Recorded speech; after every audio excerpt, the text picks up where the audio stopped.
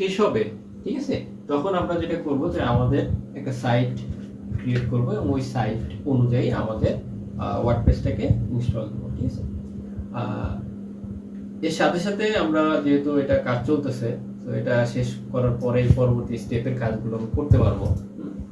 তো আপনারা যারা আপনাদের ভেতর অনেকে তো আছেন, ঠিক আছে, যারা হয়তো বা অলরেডি এই ধরনের ওয়েবসাইট আছে, ঠিক আছে, যাদের আছে তারা তো ভালো, মোটামুটি, ঠিক আছে।